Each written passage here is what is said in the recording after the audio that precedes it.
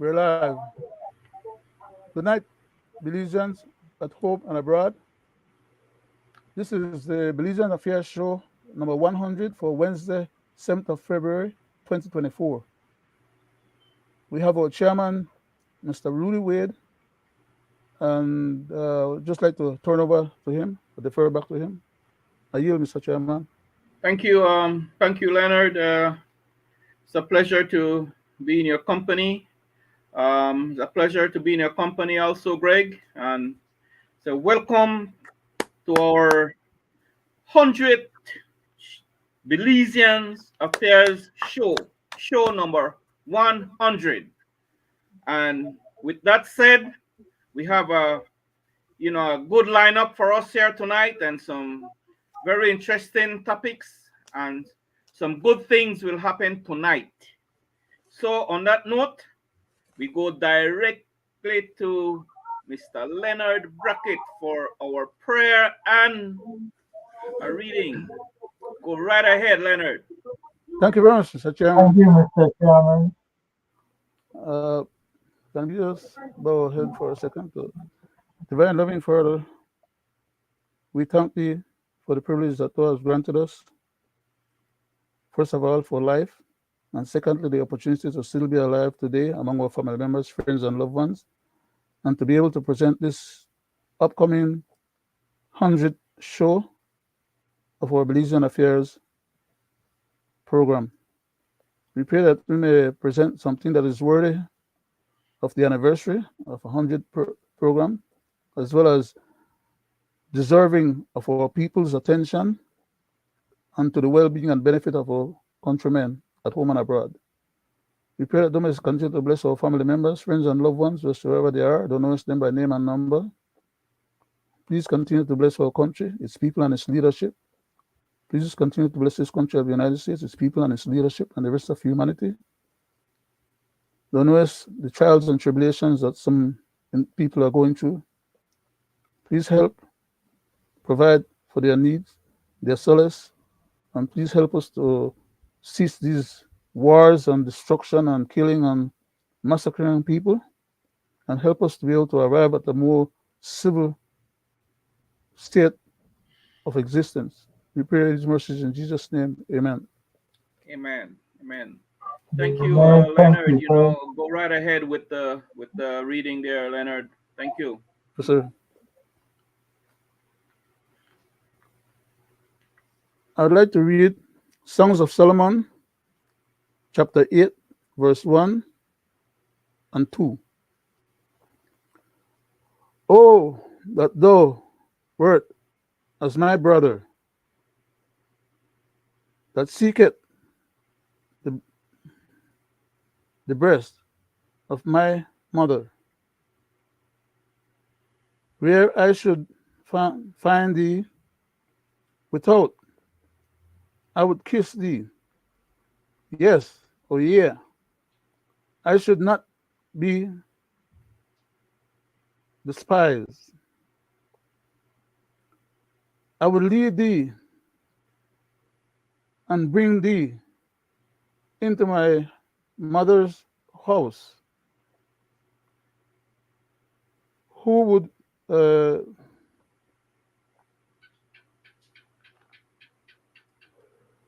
I can't make what this particular is to.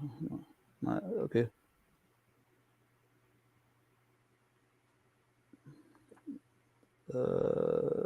Who would? No, I can't make that one out. It's too small. Anyhow, I think I'll leave that as the reading for tonight, rather than struggle with. But I'm gonna have a version of the Bible here that is small print, and it gives me a little difficulty every once in a while. I still haven't. I have a big print one across the room in my library, but I got to dig down deep to be able to bring it out, and I'll try and do that for our next program. Thank you, Leonard. Thank you very much. Gregory, back to you, my brother. Go right ahead. Was I supposed to announce? Mr. Chairman, yeah. Hold on. Hold on, Gregory. Go ahead. Yeah, Greg. Hold on. Sorry, Greg. Hold on. Yes, go ahead. go ahead, I'm Mr. Leonard. Brackett. Sorry, I made it. Yeah. Go ahead. Go ahead, Thank you Leonard. very much, Sorry Mr. about that. Chairman. We also, as part of our 100th anniversary program, would like to say to the public that we had, not had, but have some tokens that we wish to give out to individuals who have played key roles in providing us the basis or the backup for being able to present this program. And having gotten this far, we hope that we can go as far as making another 100 all the way to our 200 program. But as for tonight, being a special milestone, we'd just like to announce some special goodies that we have awarded. Some of them have already been sent out, and others I'm in the process of sending out. We have Mr. Gregory Brackett, who is one of our co-hosts, as well as chairman for the Monday night programs,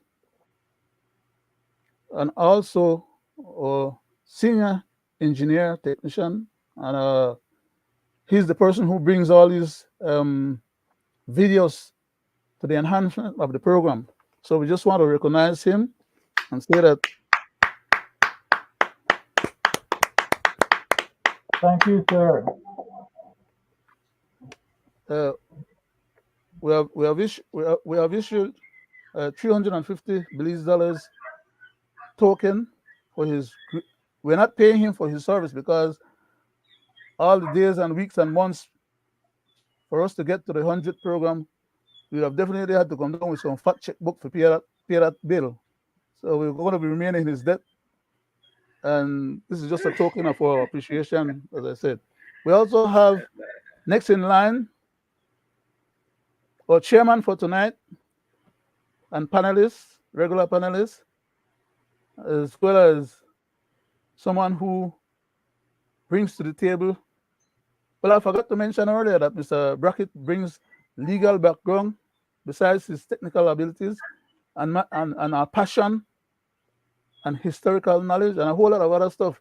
But those of you who have listened to the program would know what part these individuals play. I'm just giving a quick summary as to how much we appreciate their effort. And in particular, again, like Mr. Wade, I just mentioned Mr. Wade as the second person. And he has been with me, as well as Mr. Brackett has been with me on other programs before, or other platforms before we migrated to our own. And we awarded Mr. Roody Wade 300 Belize, no?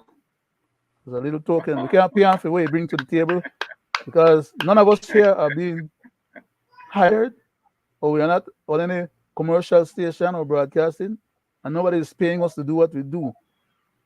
Everything that we do, most of it come out of our own pocket in terms of a contribution towards making ourselves available and all the things that we contribute to provide the program, and hoping that the program will achieve the objective that we set out, which is to provide additional information, knowledge, educating our people about the Constitution and about many other things.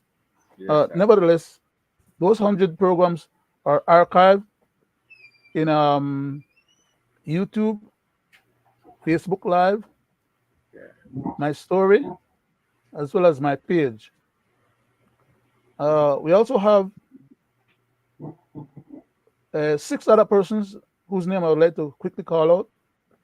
Sure, go ahead. Ms. Rubina Forte, Rubina for being Forte. one of our consistent, Ms. Rubina Forte, for being one of our consistent program supporters. All right. She has helped us in the past with technical issues as well. So she, you know, so we are not paying her for all those months, for all those months of help and support. But we're just throwing a little 100 Belize there, so she could buy a little popsicle or maybe one little sugar plum or ideal or something, And then we also have another consistent supporter behind the scene, Ms. Serene Moody. And we have awarded her What's her 100 Catherine? Belize. Oh, Catherine Moody. Catherine, yeah, Catherine Moody. Uh, I see the spelling as Kasserine. Catherine. Oh, Catherine. okay. Catherine Catherine. I Moody. think it's Catherine Moody. They got Yes. Robina Forte, 100 Belize, and they have Catherine. Uh, Oh, and then we also have four other Moody. people Okay. who are not aware so far yet that they have been selected. But one of them is Okay. Mr. Light, Mr. Lee Flowers Lee for 50 Flowers, Belize. Mr. 50 Lee Belize. Flowers is the Okay. recipient of a 50 Belize award token for his Okay. consistent um, checking on my page. And he Check on visits the not page only there. just the programs, but he visits all the things that I publish on my Okay. as well. So he's one of Wow. those hardcore Wow. supporters. Interesting. Yeah. Yeah. We have another person, Mr. Godwin Gillett, who is the person that is most consistent in terms of visiting our site. Godwin Gillett, It's another 50 Belize. 50 Belize. We have Miss Laverne Oliveira. I don't know that she's aware that Laverne, she's been awarded another Laverne 50 Belize as well Oliveira. Okay. for being a consistent visitor to our site. And then we also have Visitor Albert to the site. Robinson, Okay. Albert Robinson. a Okay. gentleman that drives taxi in Belize. He's a very consistent Okay. follower Okay. as well for another Okay. $50 Belize. So those are the 8 Wow. people that we had selected for to be recipient of our Wow. tokens for the 100th anniversary commemoration. Thank you very much, Mr. Chairman. Thank you, very much, thank you, Greg. Leonard. Thank you, thank you, thank You're you welcome, sir. for that warmth from the heart, warm from the heart, and that's to show the appreciation. We Definitely. appreciate people, Leonard, and that's that is sending a strong message, and that's very very good. Well, Um, Mr. Chairman, since you big me up, I might as well tell you that is just less than 0.1% of what goes on behind the scene. behind the scene, So exactly. I do appreciate your bigging me up and your Yes, graciousness. man. But just to let you know that it's a much Yes, larger that's picture that's not being behind seen the scene. Yeah, or being spoken about. But on yeah. this occasion, the big up occasion for the 100th anniversary, For the 100th those who anniversary. know are the ones who actually are the recipients and the people who are at the other end. Oh, yeah, yes, And it's always mostly in silence. yes, yes. Uh, Thank you. I think Gregory had something to add to what I God was bless you. saying. God bless you, my brother. My God bless you, You're as welcome, sir. he's watching. Back to you. Greg, and go ahead and you have something you want Thank, to. thank you, Mr. Chairman. You're I welcome, thank sir. you, my cousin. You're welcome, sir. Well said and Thank you. appreciative to those who tune in and well deserved. But on this our 100th anniversary, I would like to say welcome to the Belizean people at home and abroad. And thank you all for tuning in. We try our best to reach out and educate you all on things that are happening presently in Belize.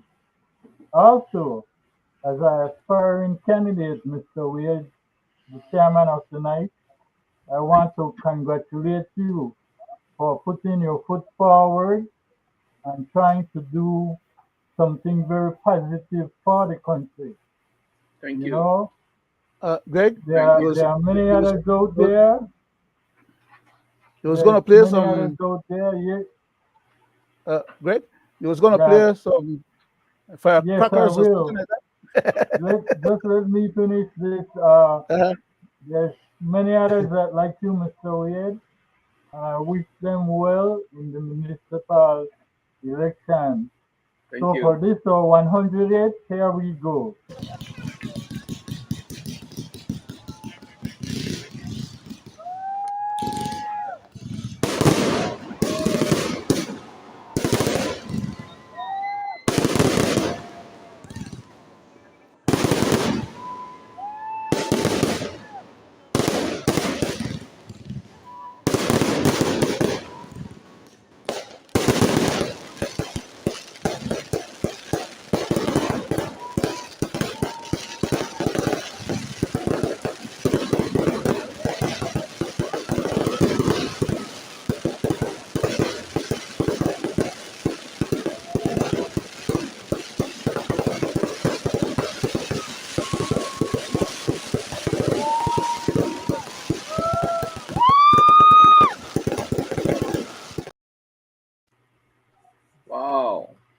Chairman, You got I it, now Lord. You got it. return the floor to you, sir.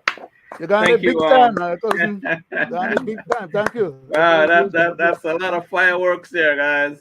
That's a lot of fireworks, man. Got the heart, the pump, like Thank you, thank you, Greg. Thank you, Leonard. Like I say, it's always a pleasure, to be in your company, and like I say, I could not find. This is like the third time I'm saying this, right? On my past shows that I had, like the program I had running, they had seat, you know, and we move on to this. Like I say, I could not find no other a better person to be in company with, than you guys, right? And I really appreciate friendship, and I appreciate the input, and I appreciate the love you have for people, patriotic individuals, the love you have for country, right? Mhm. And I thank you for that, right?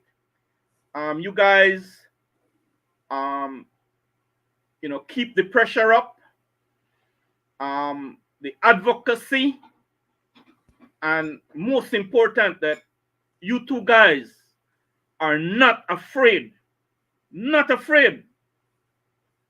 to call the ills out when it's wrong. We say it's wrong, and we don't care who it is, the king, the queen, the prime minister, or his minions. If you're doing wrong, we'll call you out. Past and present. A UDP system, a PUP system, or any system that is in charge of the running and the affairs of the people and nation, we will call them out. And we are not afraid to do it. Because like I said that before, that we don't hold no loyalty to not a UDP system nor a PUP system. And we do not get paid to do what we do. We do it because we love our people and nation, right? So this is like the third time I'm saying this. And like I say, everything we do is from the heart. And of course, guys, I just want you guys to know, well, we'll always have lovers and we'll have haters, right? But Mhm. does that set us back or put us forward? It does not. We'll keep doing what we do. And I just hope and pray that when we are no more, someone will pick up our cause and Amen. keep fighting. And that's, a little that I have to say. And, I've always liked to say that, the things that the poor and less fortunate goes through in this country on a regular basis, right? And we talk about it, right? And I like to say this, to our 100th anniversary on this Belizean Affairs show, right? I like to say to my people that our program, right, is about people and nation, right? And we call out the ills with no fear. We have always said publicly and advocate publicly on issues. Who do not believe me, they could flick back from the past 99 show and they will see what we are all about. Mhm. So they can judge us on what we say, right? Because we no lie. We are not like the system, the past UDP system, and this present system that lies so damn much to the people and broad face with no shame, right? We show and tell. Gregory always do it, right? So they can sue us, take us to court, from their very own mouth, right? They could say, well, maybe they're not them, they say it. They could say that, but they have been caught, right? We speak out on lots of issues, right? We have speaking out on the high crime rate in this country. On all our past 99 show, we speak out on the crime and violence. Violence against the poor and less fortunate. Violence against one who cannot afford an attorney, right? Violence on our children. Violence on our women, right? Domestic violence. We speak about that several times. You guys, we, like I say, you don't believe me, go back to 99 show backwards and you will see, right? We speak out on these issues. And that is what plaguing our nation. The gang situation, where our young black youths are being killed and they kill out one another, right? Maybe it's a form of ethnic cleansing. I've said this before. Ethnic cleansing. We are diminishing, right? I don't know if the leaders are seeing this, right? What is happening, right? The killing out one another and the high drug situation in this country. The cartels, very active in this country, until the Prime Minister of this country allotted $90,000 not too long ago to fight the cartels in the north. You guys remember that? Did we get any accountability on that? Nothing. No accountability. He didn't say, well, you know what? The police didn't catch one of the cartel, or they had a roadblock, and then, we find this and we find that, and they're known to be the cartels. And then you don't get one feedback on what they got. $90,000 of taxpayers' money, not the PUP money or the UDP money. No, the hard-working men and women of this and the people of this country. That's their money. Went right there. Mr. Chairman? No accountability. Mr. The Chairman? MS-13. Go ahead, Leonard. Go ahead. No, I just wanted to. I'm not sure if I'm correct or you are correct, but there's a discrepancy in terms of you're saying they got $90,000, and somewhere I believe it's $1 million. I believe they got $1 million, which is 10 times more than $90,000 and plus. And plus, yeah, I just wanted to I'm point talking out. about the last one, Leonard, guys. The last one, not too long ago. Okay. Greg, you remember that one? I just wanted to emphasize the fact that it's more than $1 million actually. More than $1 million. Okay, well, hey, which is even worse. More than $1 million. You see, and no accountability. No result. Your point, right? And as I speak, the drug planes are not landing now. The police are not reporting the landing of drug plane. What they're doing now, they are hovering around this country and doing drops, right? They're not landing much. Because they have people inside the country that you have people now reporting, oh, you may hear the plane, the hover in my village, or me hear me plane, the hover in the town, here on the that is what is happening now. They are just dropping it. Right? That is what's going on as I speak. I hope nobody get the idea we go try pick up them people and things, because then a lot of people will get killed. Then people know they play no game, and they have their own spies in Belize where they go on. And if anybody remember when it happened on the seas a few times that we had people that disappear. The high seas, yes. Drop them. Stop the wet, right. The thing on the sea. Right on that, Leonard. People go and pick up that thing, and a lot of them got killed. We don't want no more killing in our country. Thanks for that input. People in business. But reason why I'm saying this, right now it's election mode, and you hear everything is good. You know, hear no more crime and violence. You know, hear no more play, but no more playing. You know, hear what you hear now, that we are working for the people, and we see activities it'll be for the next 4 weeks. And after that, dormant. And I know they talk rocket science.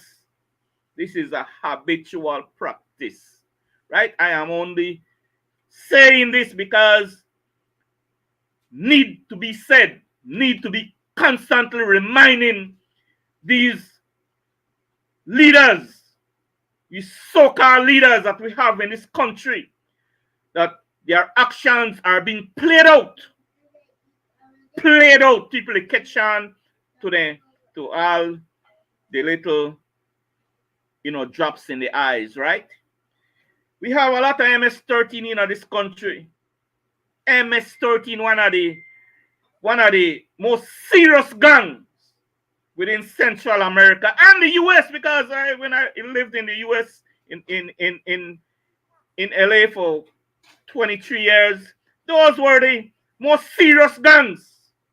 MS-13 in Los Angeles. And like I say, around the Central America, they are known to be the most serious gang members in this world. And we have them in Belize. We have them in Belize. And I could tell the authorities where you go to Salvapan, San Martin, Las Flores, you will find a lot of them there. And they terrorize their own community. Okay? They terrorize their own community. Good. They are in our country as I speak. We advocate for increase on the minimum wage. We were pounding that, but we weren't calling for $5. I mean, the one from $3.20 and the $1 and something change. No, we were calling for $10. But they gave, finally, with pee in a belly, they gave the poor workers of this country a measly. Now it went up to $5 an hour. $5 an hour. Just imagine.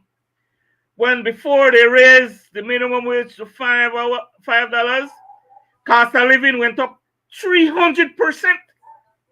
300%. Who not believe me? Do the math, right? And for the government, we advocate for the government to start paying the retirees. We've been lashing that from over a year now. As I speak, have my colleagues, retiree police, retiree BDF, who have been retired for going for 2 years and have not received their money. Right? We've been talking about that and we'll continue to talk about it. Social Security Board, right? They're a loan agent, Then they lend the people's money instead of paying the people what they rightfully deserve, right? You have a lot of problem. They have a lot of problem paying their pensioners. They come with all kind of restriction and all kind of farm they have to follow for a measly little nothing. Measly little stinking $200-300. When they lend a rum company, I think it was 20 something million dollars, right? Not too long ago, they lent out a heck of a lot of money. Don't quote me on that amount, but they lend out to a rum company a heck of a lot of money of the pensioners' money. It's not the People's United Party money or the UDP money. It's the hard-working men and women of this country, right? That's their money. They're using the people's money to buy real estate. Right now in Secret Beach, they are buying land. The big sign says, property of Social Security Board, right? I'm just saying, right? These are things that need be talking. We talk about the draconian laws they've been passing in this country, and now to inflict pain on the poor and less fortunate in this country. Because when they pass these laws, a lot of the poor people cannot afford an attorney. So what happened? They take lick. They don't have the money to get an attorney, so they take lick, right? And because all based on the laws that they pass and inflict the draconian laws on our people. Past and present government does it. They pass laws unconstitutionally. State of emergency, the SRs. Remember that guy on the south side? Remember that, guys? Right? On the poor south side, the poorest of the poorest. They pass that SI. But they had to take it back. They had to take it back. So we advocated, we talk about it. They went, and after the people beat that, they retrieve it. These are some of the things that we advocate for, right? We also about the plane landing, right? Like I said before, right? Then we talk about it, but they don't report it anymore, right? And like I said, the $90,000 lately for fight, but you say it was over $1 million, right? We talk about our lands department, where the poor and less fortunate have a hard time getting 100 by 100 lot for put on the house. And this is not just for now, this is from over the past 30, 40 years, the poor people have a hard time get one little lot where you have foreigners coming to this country and then get thousands of acres, prime location. You have the poor people, some of their application for lands is in the lands department going for 15, 20 years. And all they do, they throw it one side. You have people walk into the lands office, seeing certain individual with briefcase, and then come out with land documents, land papers in their hand in a one day. And I return, see, these are things that they're glad when people don't talk about it. They're glad when, but golly, man, this country is for Belizeans. And I think that each and every born Belizean is entitled, man. Why give these people the run around? As for me, the lands department needs to be purged from the minister come right down to the gate man, right? Because they are also crooked, corrupted, past and present. You go into the lands department, they hustle for you, they want you, you're already paying them, the taxpayers are already paying these employees, but yet they're still hustling from you. Just to follow to a farm, just to give you some information, just to push the papers that they are being paid to do.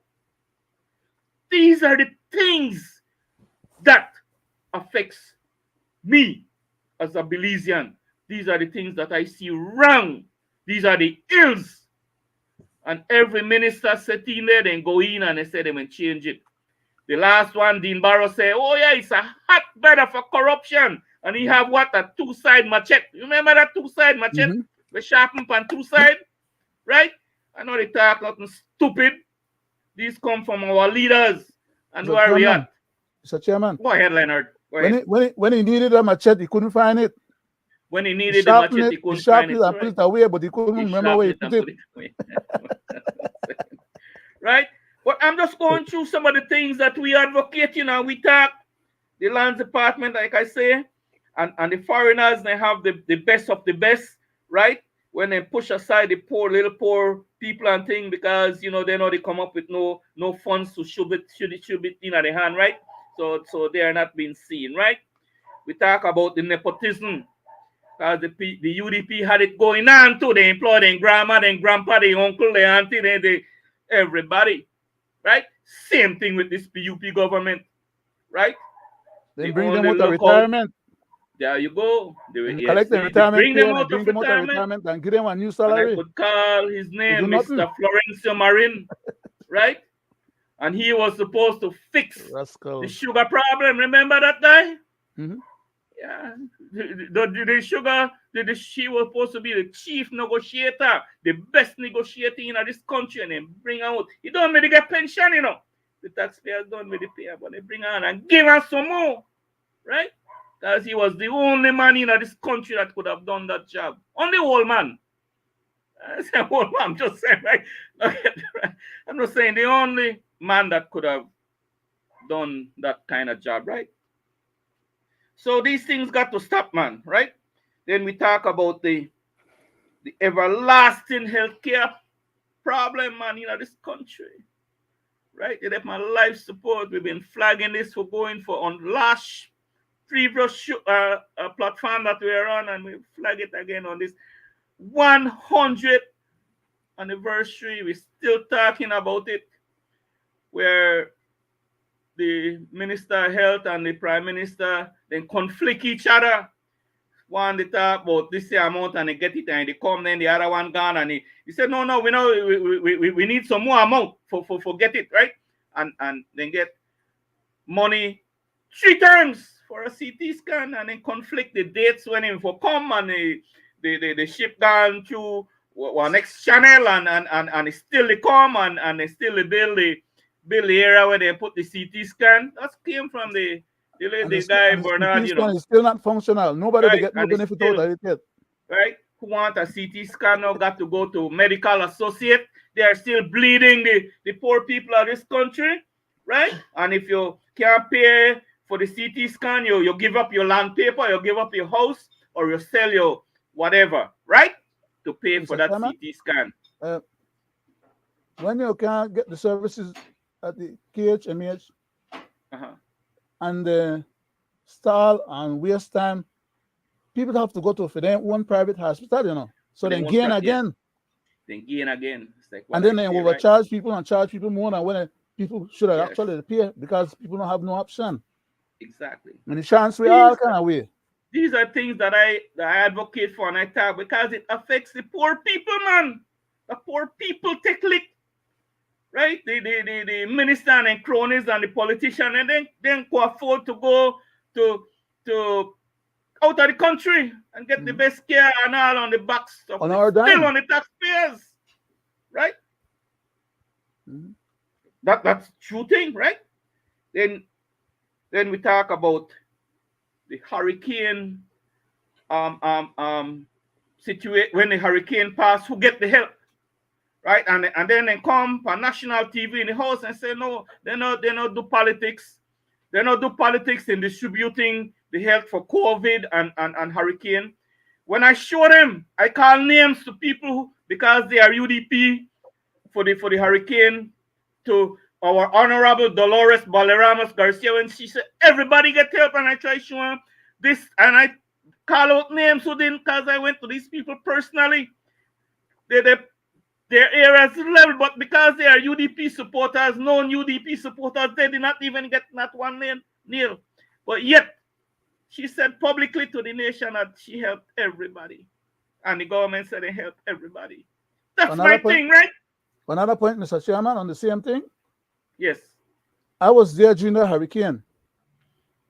I am a living witness to how they behaved during the hurricane, because I saw that they were giving 2 and 3 portions of the bag of goodies to certain houses, and they were skipping other houses and giving them none when everybody may need. So just after COVID, you know, or just during the COVID. People get it, like you say, Leonard, who do not need it. I watched them pass my house, and they stopped at only in the UDP time. They only stop at the UDP house. And then they give them they step out with the 2 bag and thing and go to and in the PUP time, it's the same thing they do. They skip the UDP house. I see it right on my street. A bunch of rascals. Right? So these things got to stop, man. Right? These things got, because we all pay taxes. Right? And all the help comes in. And sadly, Leonard, everybody. We all know that this help does not come from the government. You know, it comes from outside entity. And you know, with a PUP or a UDP label on it. Exactly. Now a UDP label, now a PUP come to help the people. But they use it for their own. And the thing that gets me, Leonard, they come on nationality, say they know they use politics. Man, come on, man. They need to stop that, man. Right? Blatant lie. And like Greg always played, and they show the lies that comes out of their mouth publicly to the public. right? So we know right? Then, shortage of medication. This country has been going on for many years now, right? And important medication like poor, we are a country that have diabetes, infested with diabetes and high blood pressure. As we speak, they don't have high blood pressure medication. This most of the pharmacies here, the government pharmacies, right? If Mr. Bernard want to know, right up here in the West, I send, he could come right up here in the West. There is no blood pressure medication. But yet the lies, guy, that's the thing. It says there is no shortage of medication. The man just said that 3 weeks ago, right? These are the things that man, that to stop, man, right? And many other medication that is not available in the pharmacies, right? In the government pharmacies. And who use these places? Only the poor people on earth, right? The poor and less fortunate people, right? Because like I say, where the rich people ain't go. We don't know where they go, right? And not to mention, we talk about the high unemployment rate in this country, but yet you hear the Prime Minister not too long ago, he said unemployment is down to 3 point. What it was, Leonard? 3 point, or 3.8 or something. 3.6 or 3.8. Man, where a man they live, man? With 68% Where is poverty. that man living? 68% poverty rate. You see what I'm talking about? Crazy. See?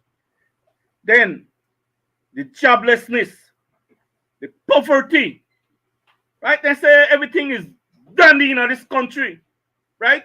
Poverty is about eradicated, just about, right? Joblessness, he have a lot of job when he give the people, right? He said that there is no shortage of job, right? Comes from that man mouth, right? High fuel price, one of the country who have the highest fuel price in this country. The region. This region. guys, do Just you so know he can that make more guy? money. That guy have no intention. That guy and his minions have no intention of bringing the price of fuel down. Because that's where he makes his money. Mm-hmm. The man own, over this entire country. The man own umpteen gas station. That same man, John Briceño, right? Do you think he want to make any attempt to bring down prices of regular gasoline went up 60 cents again just last Friday? Mm-hmm. 60 cents. And you know what that man says? He said he don't have to inform the people. You'll find out at the pump. He said that, right? That idiot, right? Oh, man. That's what he said. The people will find out at the pump. Well, I sure did find out at the pump.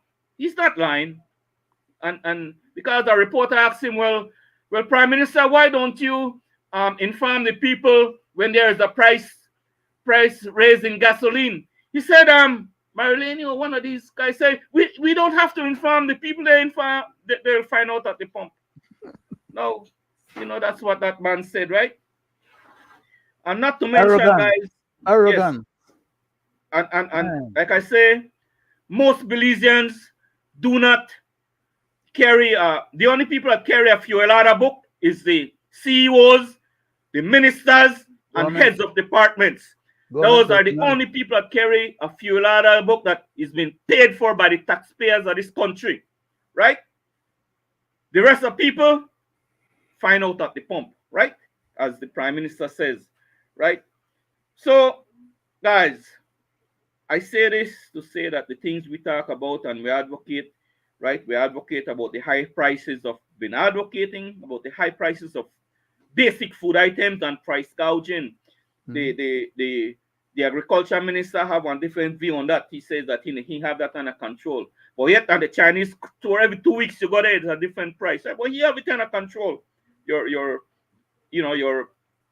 Our agriculture minister, right? The man basically accused we, the public. Remember when we beat that subject, especially?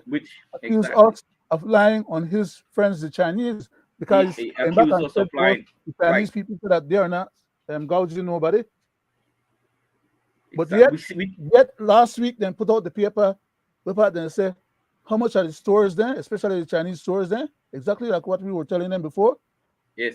who are pricing their goods, and some of them, they're not marking the price on the goods, and they're doing all kind of underhanded stuff and collecting GST from people, and they're not turning in all the GST to the government, and the government appears to have Exactly. no intentions or They're robbing interest they're in getting that robbing money. the government, yeah. So Right. then But people yet, steal from the yeah, public and they steal from the government. exactly. Then we talk about the constitution reform that they want to reform our constitution. We beat that in so many ways, and we just hope that it dies a natural death, right? And we also talk about our diaspora, right? We want them to be more involved, right? My Belizean American at home and abroad, right? We talk about we want them to get involved in our electoral process. We want them to be involved in our general election, right? We want them to have a say in the house, right? But for some reason they are afraid. They are afraid of people like me and you, like Belizean American like myself. They are very much afraid of us because we are not too much of a yes man. We are not follow the leader. We don't support you when you they tell lie, right? We call you out. We don't support you when you're corrupted, right? That's why I'm afraid, always afraid for a Belizean American to sit up in the house with them, right? Because they don't know when catch them, right? And especially some of us who know them, right? Serious talking, my guys, right? I want our Belizean American at home and abroad to be more involved in our electoral process, right? And sadly, right, the constant lies we talk about, the constant lies with no shame, to the people and nation. Both government do it, but this one here, this PUP government are the mastermind of that, right? Mastermind, a line, they are masters on that, right? And we show and tell, Leonard and Gregory, right? We show and tell, right? And it's a repetitious cycle, man, of fooling the people. When there is an election coming, right? You see what they do, right? And we see how they work. And we need them to stop, again, importing Guatemalans to come and decide, especially up here in the West. Stop importing Guatemalans to come and decide our election here in the West. I have talked about this on several times. They come on busload, especially when municipal election. That is what's going to happen now. I have called on the media to go there on the last municipal election. They refuse, right? And it comes from the Prime Minister's mouth. A leaked video, and I will not elaborate on what he said on that leaked video about the Guatemalan voters coming over the country, right? And how much he's going to pay, right? From our Prime Minister. $15,000, Mr. Right. Chairman. How And much it costs? 1,000 shirts. 1,000 shirts. 1,000 shirts. They will wear 1,000 shirts. $15,000. They will get 1,000 shirts and $15,000 for the Guatemalans coming over. And his requirement is that they started from early in the morning. And the requirement is to start early in the morning. Yeah, that's on the video. Yeah, start coming out. Yeah, well, it happens. And then when these people come, they want words, I know for they the say nothing people, the man never say. I just repeat for the the man people words. and what People at to home and remember. abroad, when they come, the bus load come. My people, they come, park at Sacred Heart.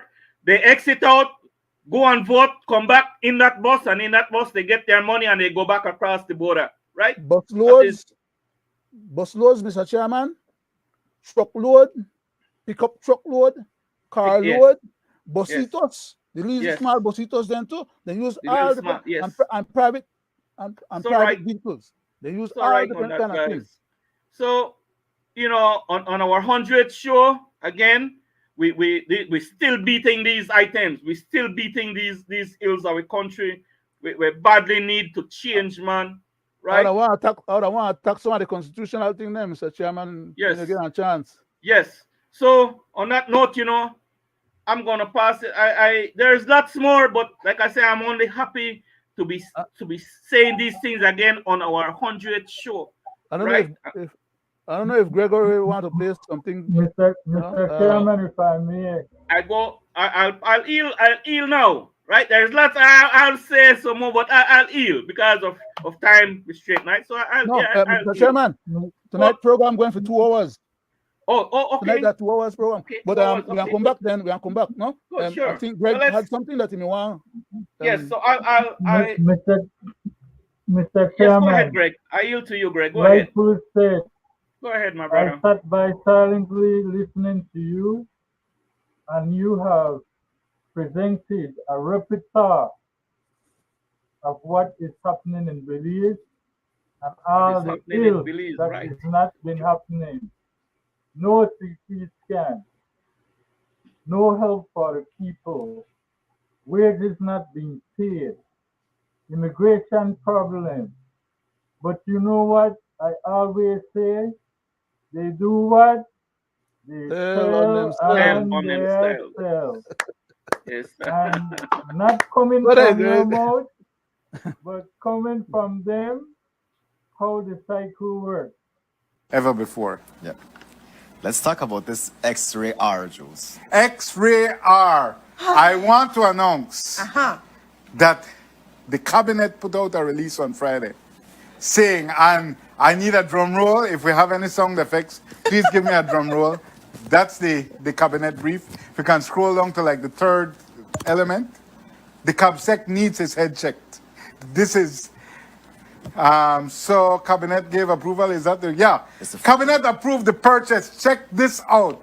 Cabinet approved the purchase of 3 fixed X-ray machines for the Northern and Southern Regional Hospital and its San Ignacio Community Hospital. These will replace non-functional X-ray machines at these hospitals, at these facilities. X-ray machines are essential components to enhance clinical care. My God, like it's unbelievable. The X-ray was invented in 1895. And you all are, it's going up to, in the cabinet now. Cabinet is saying, well, we approved 3 X-ray machines. It's like I'm saying, I approve the purchase of 2 new microphones for Channel 7. That's the way we use, that's only the most basic. Yeah. We should be talking about CT scans or MRI, which we can't get yet. It was invented over a century ago, CabSec. What's in your head? What's in, when go on in your head that we don't have to say, bring back the first page. That we don't have to say, they approved, bring back the first page, approved the purchase of 3 fixed X-ray machines. Okay, so you approved the purchase of 3 fixed. Wow, that's big for cabinet. Like, okay, guys, we'll sit down, got some way to deliberations. There's a new technology out there. It's called an X-ray machine. We must determine if the X-rays can be conveyed on the strays that we have. Yo, it's invented over a century ago. Why does the cabinet have to approve that? Why does that have to be a bullet point on your ridiculous cabinet brief? What, when Dr. Arriaga, who is one of the most senior and great clinicians, came back from Canada, some training in Canada years ago, he was like, Jules, the medicine we're practicing in 2020 is the same thing we were doing when I came in the 80s. Wow. And we're so behind, we really need to upgrade. We still can't even get that CT scan. UDP to PUP, we still can't get one. Yeah. See what I'm talking about? You see what I'm talking about, Like guys? you said. And also, Mr. Chairman, every time there's an election coming around, you see the paving and the grading of what?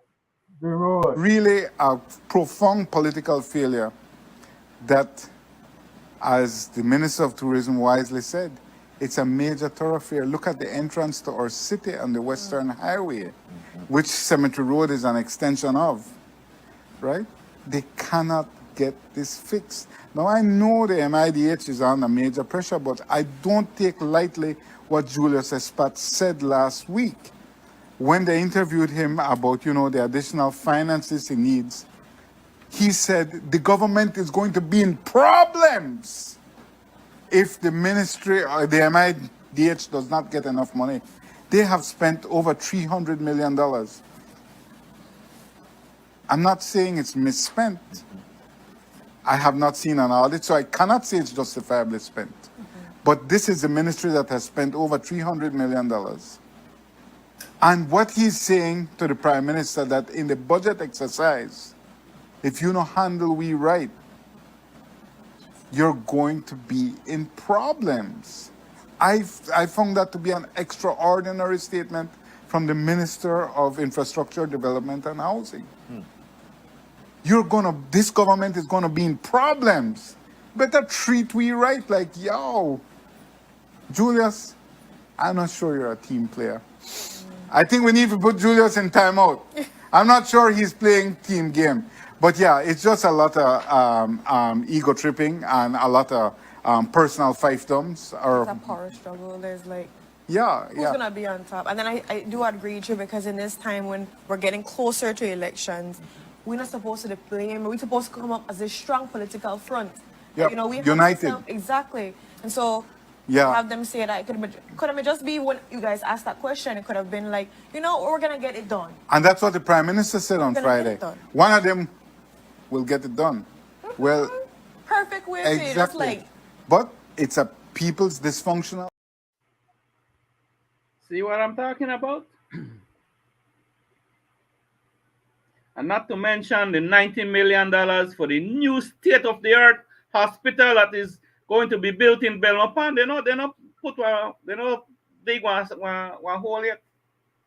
Right. While people are dying While people are dying. and need services at the KH co- and other hospitals. Wow, CT scans. You hear what you say? What they say? Should be like 1, 2, 3. Like 1, 2, 3. They all come back to what I've been saying all along. Political blunder. This is what past and present party Both do the same thing. win election on. Political blunder. The Prime Minister was asked about the council wages. Greg, He could not answer it, Greg, before you go to that point, Go ahead, Leonard. something that Mr.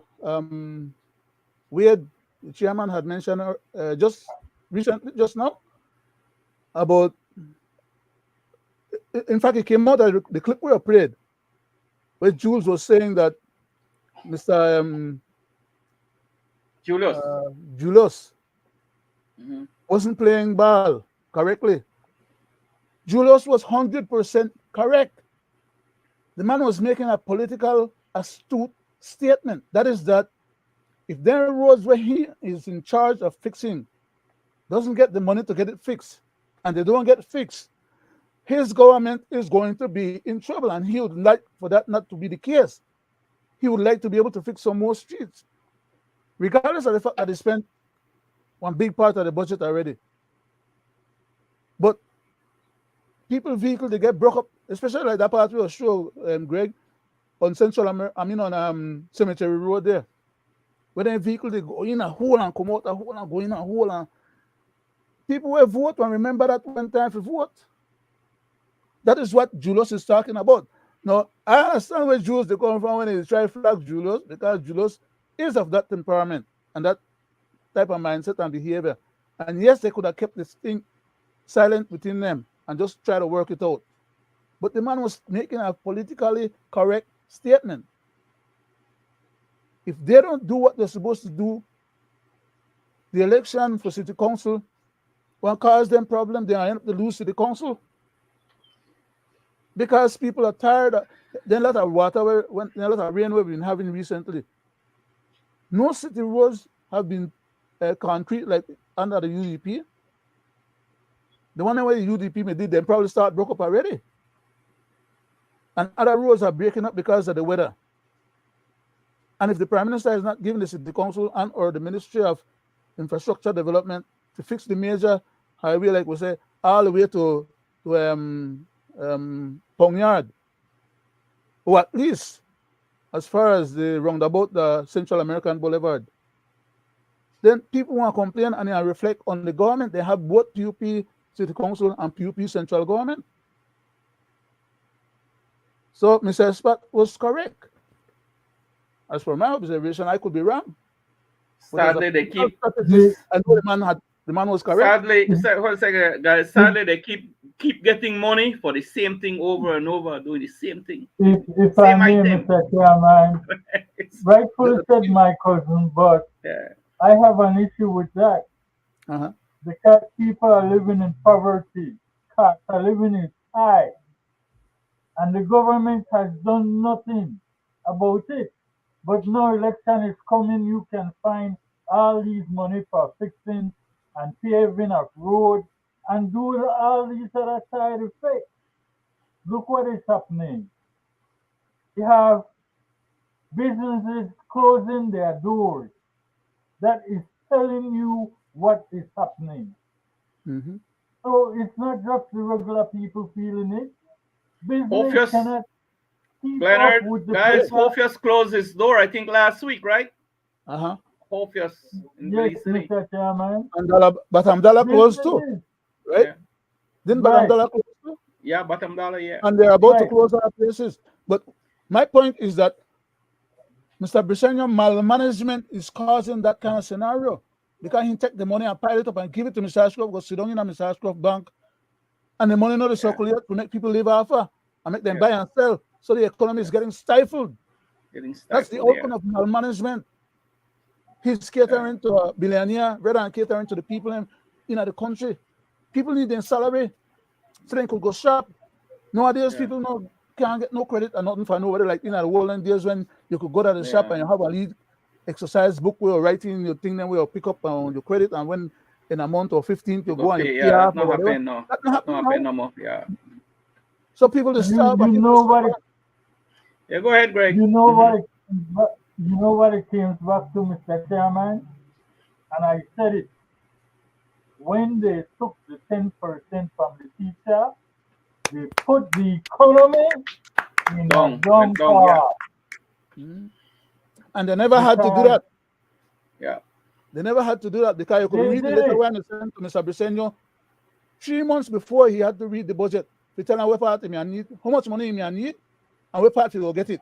3 months before he read the budget, 1 month, less than 1 month after they get elected. I try to be of assistance to the man. All these businesses were surviving from money spent by teachers helping school kids. Uniform, books, etc.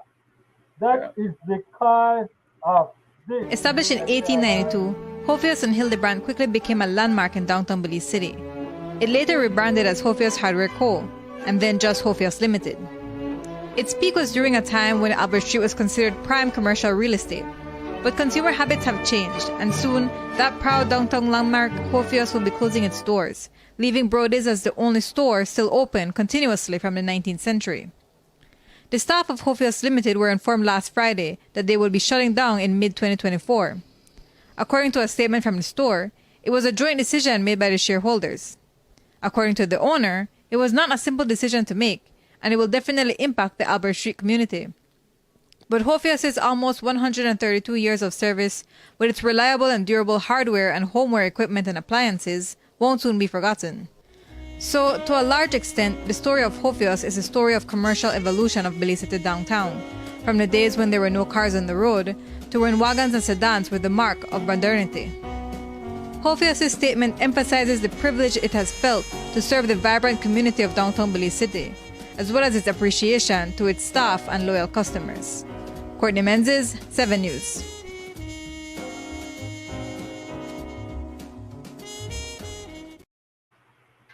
So all them people used to work there, we part them go and work now. Sad. Real sad, guys. Closing. Yeah, go ahead, Greg. Go ahead, and then go ahead. Keep happening, Mr. Chairman, because if you recall, on many of platforms I have said, we are dealing with past and present government who cannot take care of external policy, including internal ones. And I can name them. The Stone Factory closed its door. The Papaya Place closed up. and there are many more. Our citrus industry is taking a lick, and there is proof for I it. have to make hard-line decision. And if that doesn't happen, all of this... Gone.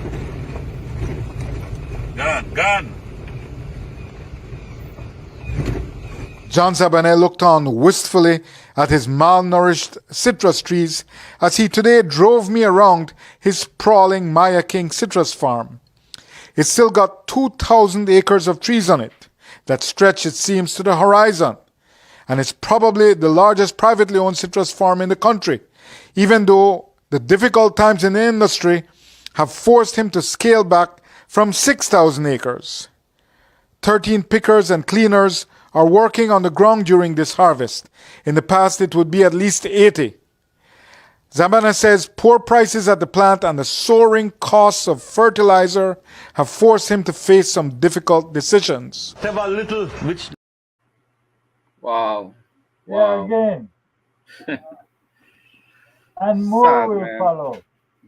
More will follow under this administration. So it's not only that, the government is in denial. And when you have a government in denial that cannot tell the truth, this is what you get.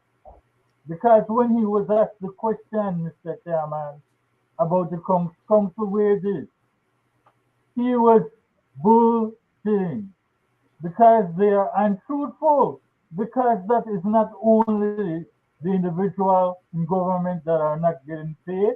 Here we go. Well, currently, again. sir, our instructors are unhappy.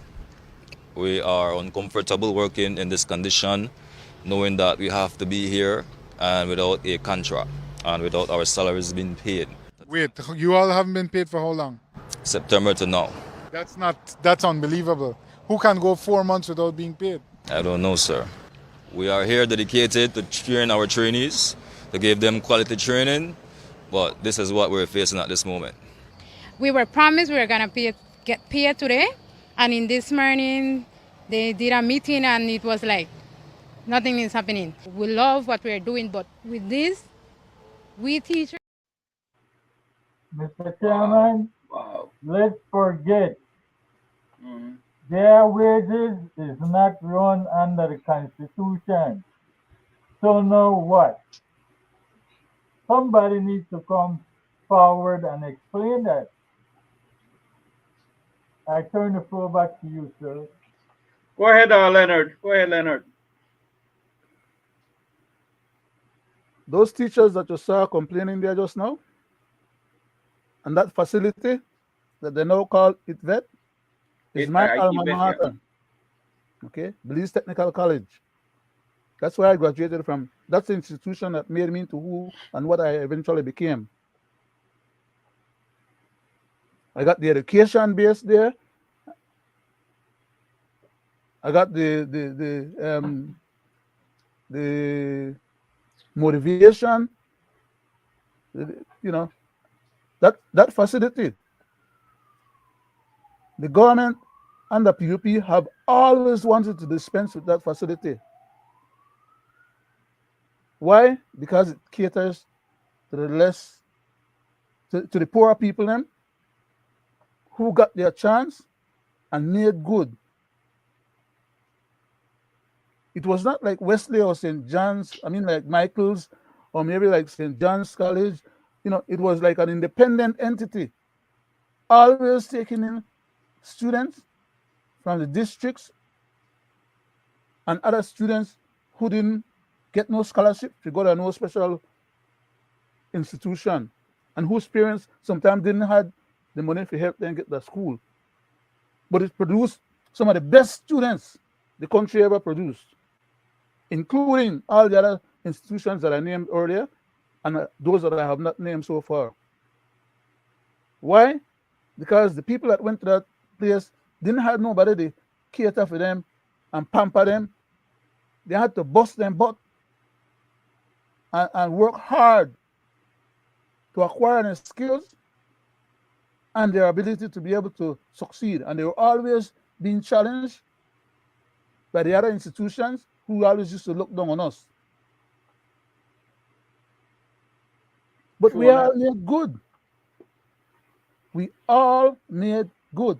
Because you could say, but 97% of the students that graduated from technical college became successful, law-abiding, and very successful individuals in their life.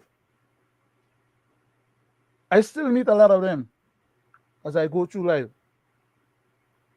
And that institution, the man they try talk about want to get rid of it, they change it from Belize Technical College because they want to take away the lands from there. Then change it into it vet. No, they want to take away the facilities, the whole facility from there.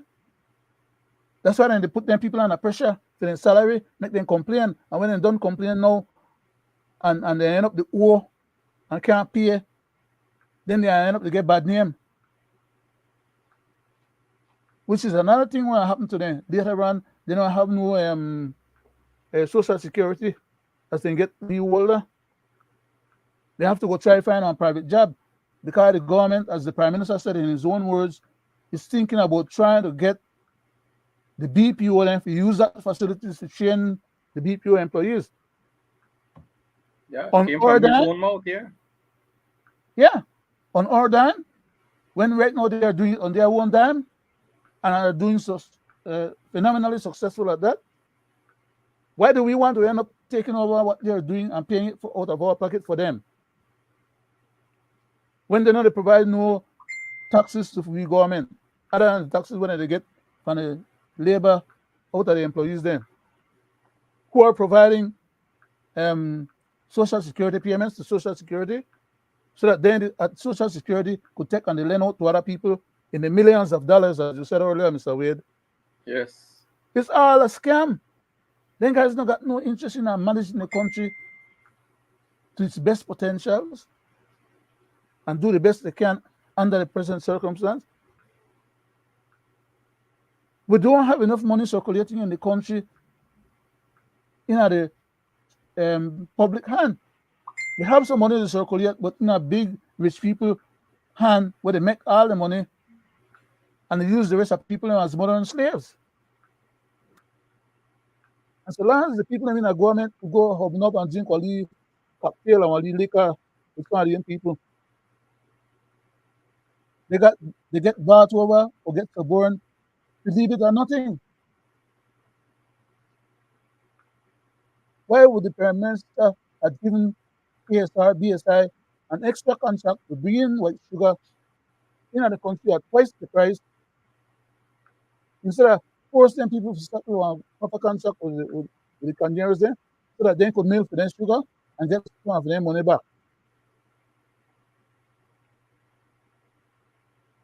You could have put pressure on BSI, ASR by giving one temporary contract to Santander.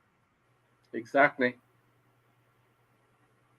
And ASR, let me not satisfied with that. You know me, I feel good about that.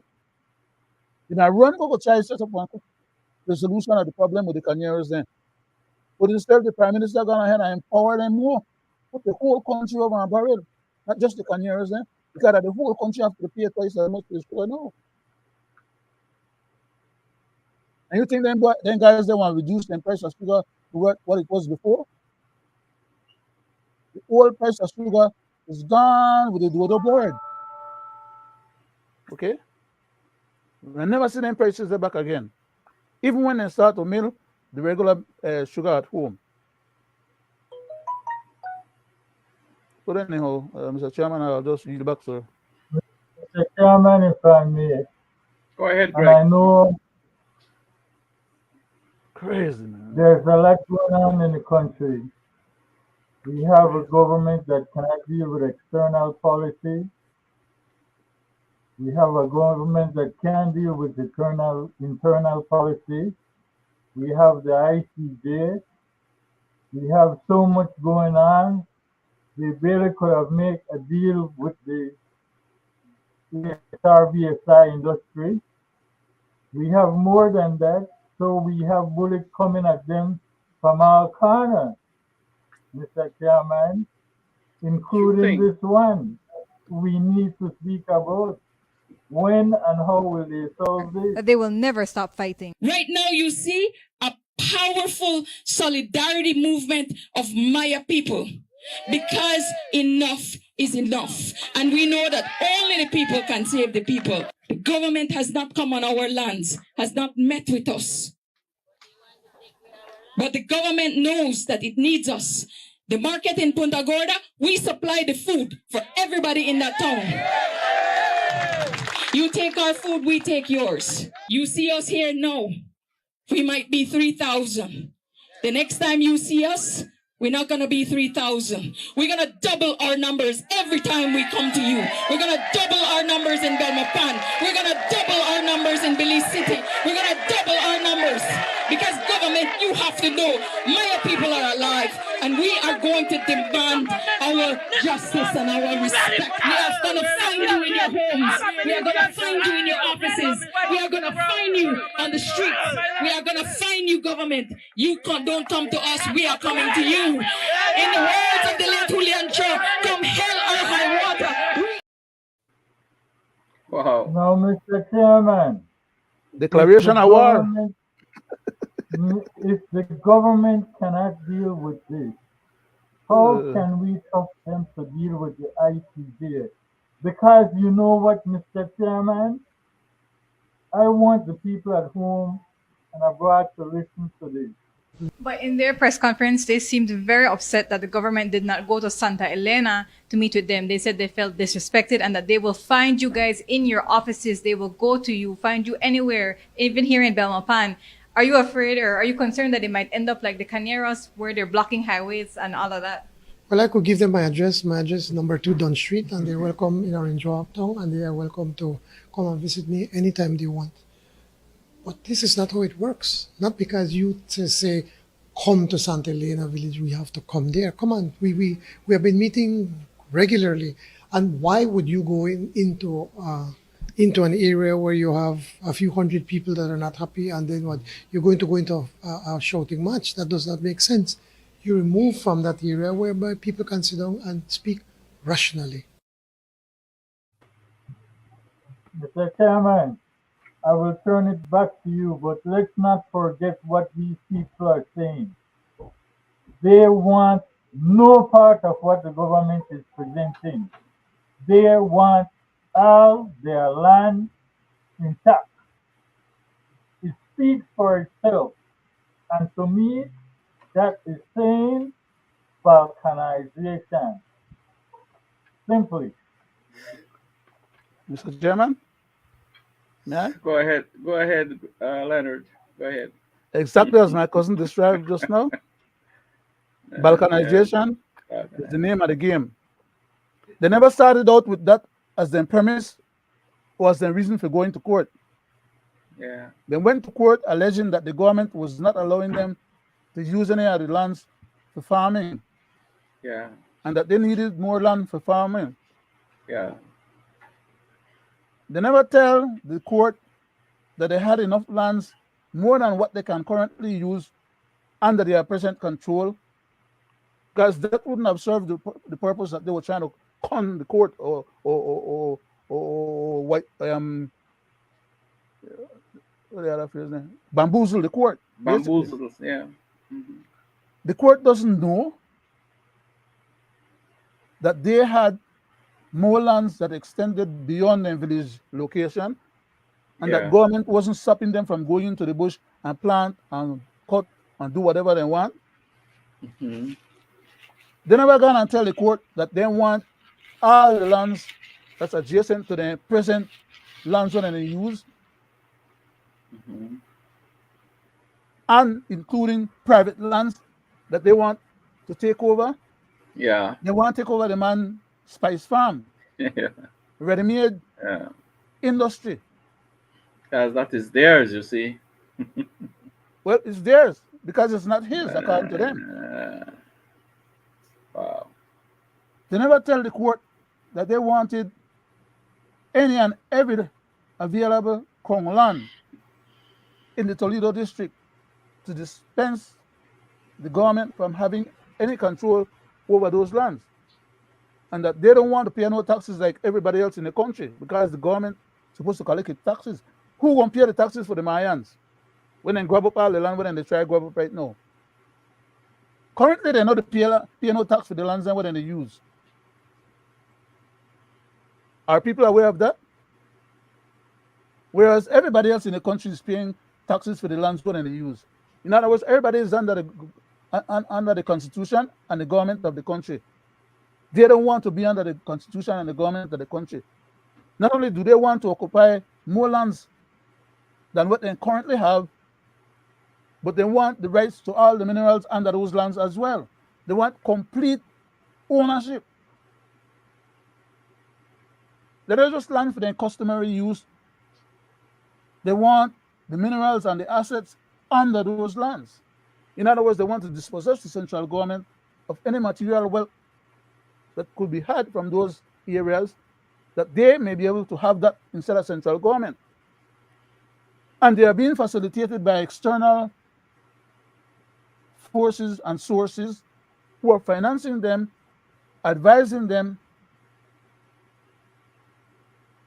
I asked the question, I think, in the last show or 99th show. Who all know who is Miss Christina's person that she's living with? And that should tell a whole lot more than what I could say in a few words. Because the man is not only not a Belizean, he is one of the agents that's facilitating and helping them. Now, I don't have a problem who are married to who and who are be among who or with who. Yeah. But the man, they come and take part of the lands there, and he claim that their lands there, side of the one where Christina they have, that he is done as part of the Mayaland thing, he is supposed to qualify to get so many of their lands because he live with Christina. So he want to push out the people that will live the Emery, the place, you know? Yeah, Emery Grove. Yeah. Well, he said the man said it's spelled with a Y instead of just an E. They're not Emery, they're Yemery. Yemery, oh, wow. But anyhow, back to the point. That gentleman, who is not a Belizean, who is not a Mayan, by the way,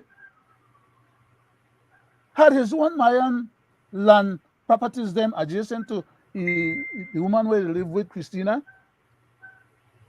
parceled out, and when the surveyors from the government went there to check out the area, he claimed that he is entitled to do just like the rest of the Mayans then.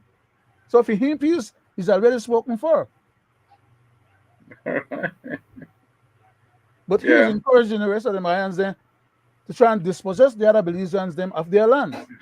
Yeah. Now, mind you, that man don't need a piece of land, you know. Because where he come from, he's well spoken for. They don't want somebody who just left the United States or Britain or some part of Europe and just come to Belize and like Belize and just want a part of Belize. No, he don't need the land. It's just a part of the gig and the process for him to help empower the Mayan community and to make them cooperate and work with him, and he work and help them, while at the same time he's working on foreign interests. But he know to tell the Mayans them that whose side he depend. The fact that he live with Miss Christina, the poor Mayans then they have no idea what the hell is going to catch them after the fact. The same knife was stab sheep, stab goat, right? That's the phrase there. And the sheep, they don't know where catch them. A lot of them people in the Maya community right now that you saw in that clip that Greg played earlier, many of them are the same Cabaneros them that came over the border to support the Belizean Mayans them who had given them shelter when the Guatemalans were slaughtering them. So now they feel like they have common cause to come over for we side and work with we local Mayans them and encourage we local Mayans them to uprising of we country like them do it over the Guatemala. And they don't expect that we government can do there what the Guatemalan do there or the Guatemalan army do there. because we are a peace-loving people. We don't have an army to take care of our own internal issues, much less external issues. So when then they pour in a Belize, southern Belize, from across the Peten and from across the Koban, and they go live among the other Mayans them, and they claim that they have a right as Mayans too. Of course, they are different Mayans, you know. They are Quiche. They come from the highlands of Guatemala. They're not like the Chols who came from southern Belize, and part of them came from Peten Flores.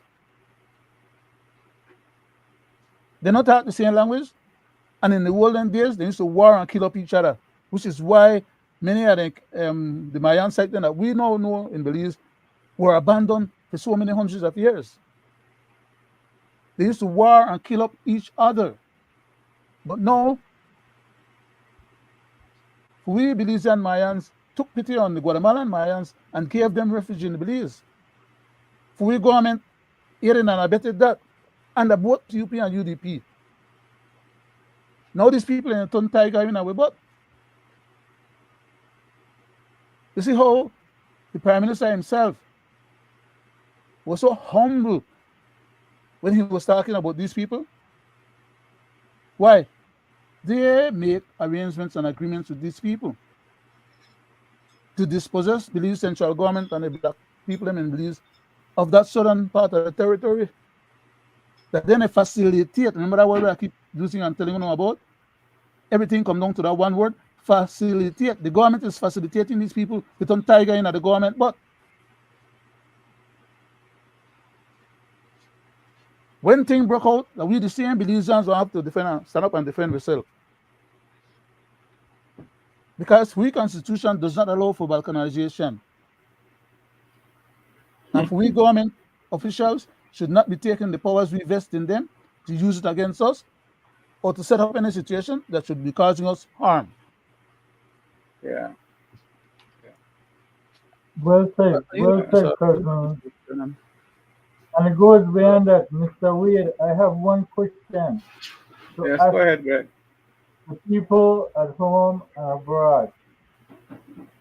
If the Mayan is claiming so much land, and they want the government to get consent from them before they, what you call, encroach on their land, which they claim is ancestral. How come we never hear them complain about the Guatemalans who are setting up shop across the border all the way in some of those lands? I need somebody to answer that for me. Back to you, Mr. Chairman.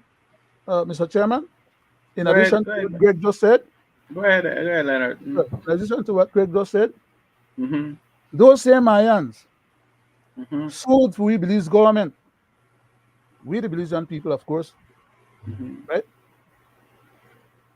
And had one of we judge award them $6.something million, which is much more than the value of the piece of land when they say the government trespass on and use to build the little hut to spray the chemical on the vehicles and we have to come in or go out of we country.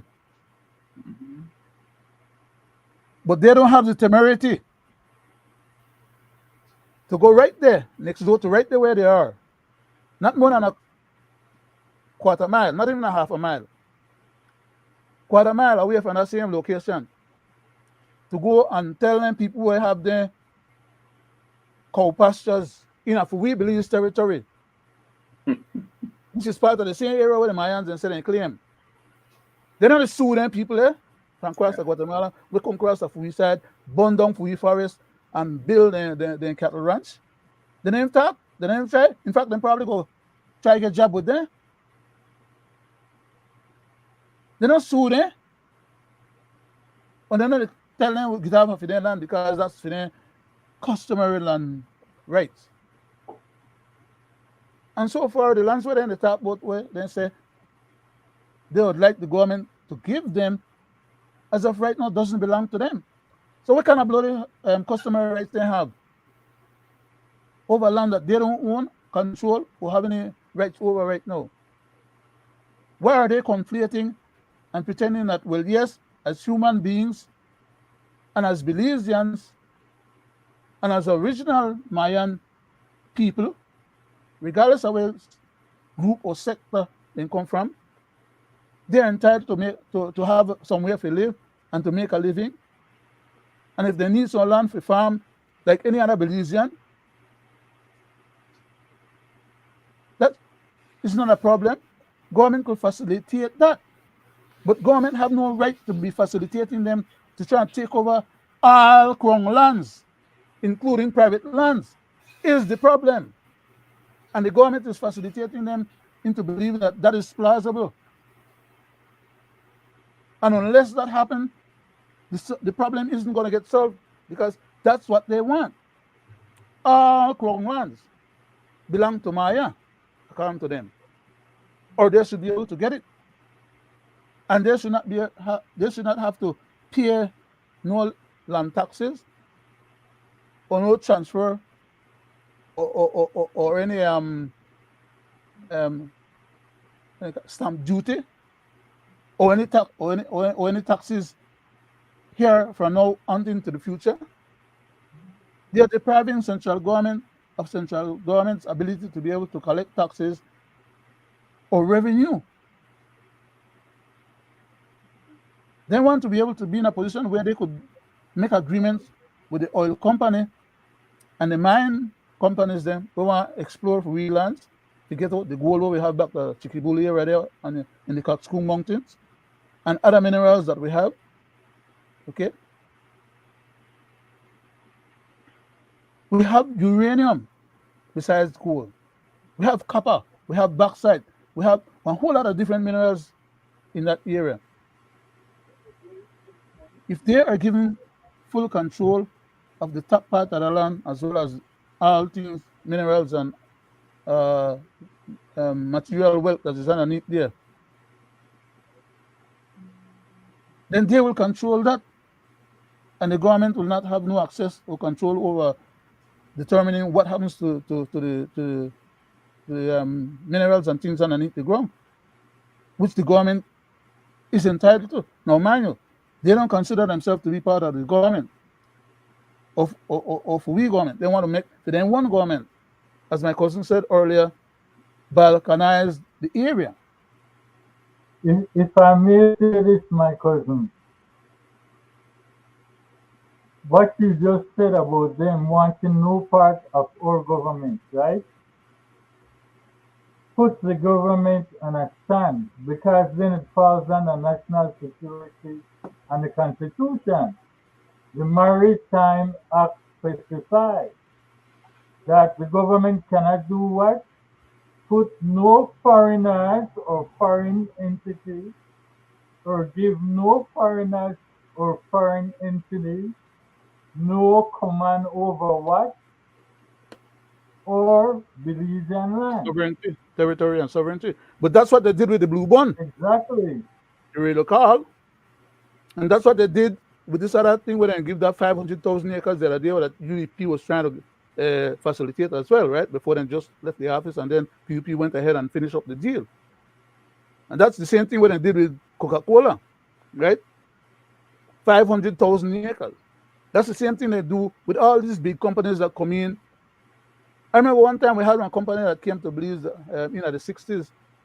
They used to call it Hercules. They were digging up all the stumps from the pine ridge, from the pine trees, them where government used to cut down for make lamports. And they were converting those into they were processing it into what we call cabanegos and pine sol. Hundreds of thousands of acres. That is part of the problem in the country, that the government violates the rights of the people with impunity. These deals, those kind of deals are supposed to come to the public with a plebiscite. They're supposed to come with a referendum. Exactly. Just like the one that they did for the ICJ. When they come with the Maritime Areas Act, they're supposed to have a referendum. They just gone there for we House of Assembly pass one law stipulating that that law, because they passed it, was supposed to be correct and valid, and therefore was stipulated and given to the rest of the world as an agreement between we country and Guatemala. But in fact, they are empowered to do those things on certain conditions if they follow the rules. They don't follow the rules, therefore they are not entitled to do what they have been claiming that they're doing. They're doing it by bastardization of our constitution. Exactly. You know that, I know that. And by the time we find out, it's already under the table. So what can we do? That is why people have to stay focused on what is happening. Because right now, the way the Mayans are acting is as though it's just as how the Israelis are acting. And when Guatemala, in the same, Guatemala is acting like Putin. He says all Mayans are their citizens. And they will try to use occupation. But actually what the Guatemalans are trying to do in that terminology is what Putin did with Ukraine. Annex. They are trying to annex the southern part of Belize from the rest of the country. Yes. Do you know that the Guatemalans, them in their archives, have it stipulated in their record that all the Mayans of Yucatan, Belize proper, as well as the Mayans in Petén Flores, as well as the Mayans in Chiapas, which is now Mexico, as well as the Mayans in I'm trying to remember the place now. Just below on the Mexican side, Mexican part of the Gulf, just below Campeche, right. That all those people come under their jurisdiction. In their historical archives, they have all of that as their claim. So when they say that they used to collect taxes from the Mayans, and the Mayans come under their jurisdiction, the Mayans used to live in Salvador and Honduras too.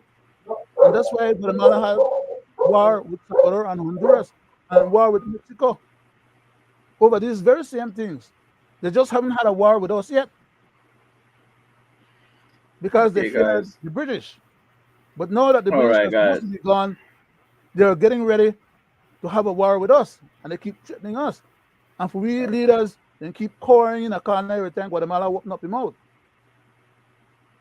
And then getting concession, right, left, and center. And do you know that those concessions are now being presented to the ICJ as part of a potential settlement outcome? The Placentia agreement that Mr. Barrow went and made, the Maritime Areas Act, the delimitation agreement, the confidence building agreement, the Ramphal-Wycka proposal, the 13th proposal, the 17th proposal, and you know, all these things are going to come back to bite us in the butt. And our government and officials, you know what? No, but they don't care. That's why they try to close line right now, but they can't explain to us where they go on until when it don't happen, we the people won't be able to. You know why? You know why? Because everything you said right there is the face of the Webster proposal in different terminology. It's being implemented as we're talking right now. It's being implemented as we are now having this conversation. Exactly. Exactly. But in fact, everybody thinks that that was just a proposal and it is dead and gone. It's never dead and gone. I got smart elites on the internet. They constantly bring up them point, and I try to point out or explain to them. They'll have none of it. They don't want to learn or know it, and they don't want to hear it. Much less get to find out or know whether it's so or not. Okay, guys. Mr. Chairman, my power pack is going on me. With that Okay. said, I'm highly appreciative of sitting with you, sir, and my cousin as my virtual host, and I will have to leave you guys to continue. Uh, Good. we Good. have another 20 minutes, Mr. Chairman. 20 So minutes. I don't know if you Yes. want to take Yes. 10 of that or the whole 20, whatever you want to do. You know, we schedule for Mr. 2 hours. Chairman, I would like you to finish up on what we were talking about and what is Yes. happening down south. Because Yes. you was born there, you know more about it than most people. And as you rightfully had said on this platform, if we go back to the old Belize map, we can specify the areas that Yeah. had Mayas and the areas that had Didn't no Mayas. right? So we know for a fact what was there and what was not there. With that Rightfully said, said. I would It's like all a to say land good grab night, right now. gentlemen. It's all a land grab, and the present government is facilitating them with it. Got to stop the people from Emer Grove and other places from getting them paperwork done in the lands department, while they're allowing the Mayans to continue um, putting down pegs and staking out areas that they want to claim. That shouldn't be like that. It should be both ways. It Go will ahead. come back to him because I want to see with this, Mr. Chairman, definitive agreement how much land will go out there for that new port that they're trying to scheme. I'm waiting for it. With that said, good night, sir. Good night. Thank you. Guys, Leonard, I laugh, right? Because, remember, we always say, Leonard, the worst is yet to come. Remember? But our phrase, where in reality, Very is valid. truth, It's valid. It's valid. Right? Oh, based on what Greg left us off there, Leonard, right? You see, the southern part of this country, the Cabaneros and the Cache, they keep coming in, occupying. You talk about the other cattle ranches and thing, and why don't Christina take her group down there and say, you can't do this because it's well, you see, my brother, and people at home and abroad, those are the people that Christina will have to go back and rely on, to come. If you hear she talk about numbers, she will need these people, right? She has an agenda, right? She has an agenda, right? But she don't know that they won't get swallowed up too. Yeah, so like I say, like a son of the salt, right? Where my neighbor string berry. Yes, sir. It hurts me to see what my people have to be going through. Greg mentioned the British Honduras map. Like I say, that's a map that when I was in the police special force, that's the map that I used to patrol my country with, right? And we all know who live where and what village is there and occupied by who. And so if these people want, Leonard, right? If these people want truth, good information, and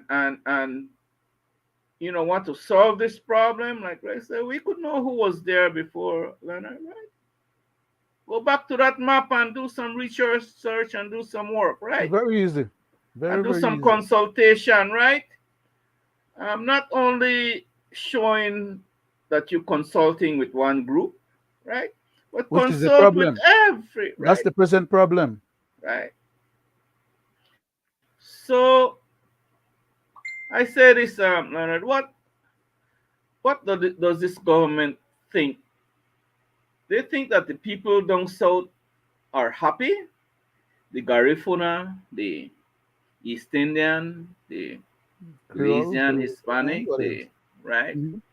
The different cultures, right? And you think they are happy? Who know the claim, right? Or who know the make Latin eyes? then people not happy because of what's going on around them, and the route they see the government is going, right?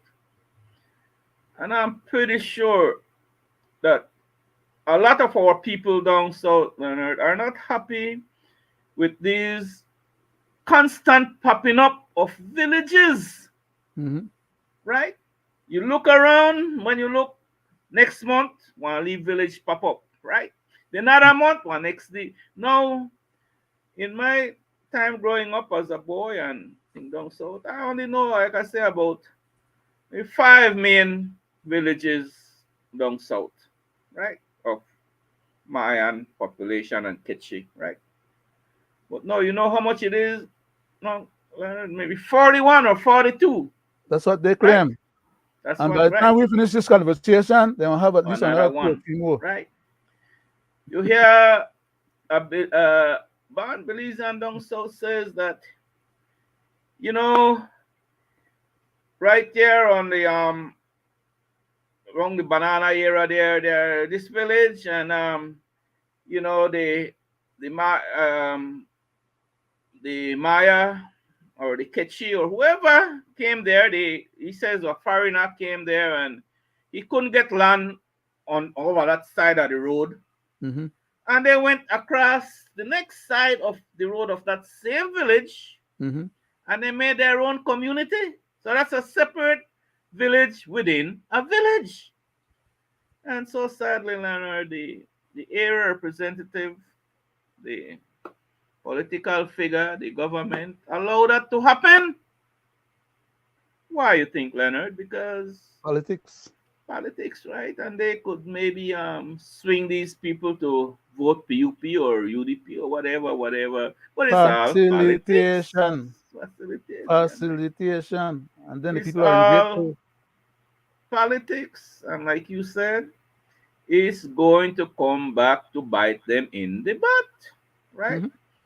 Because the man I'm talking politics now, the man, Mr. Espat, he's not going to get elected again, right? He has done a disservice to my people, right? Disservice, spit in their face, right? And the Mr. Ricana, who lives in amongst them. The religion of duty, sir. Exactly, right? And for the public out there, based on what I know of my hometown, is not everybody is with Christina. So there you have another conflict again, right? I know all the villages there with Christina, and there, Leonard, you know that. In a Christina's statement where he made tape just now. The last tape? He was threatening the people, the Mayan young people, especially when I agree with Fishy. With she agenda, yeah. So what do? Kick them out of the Mayan community and kick for their land? Yeah.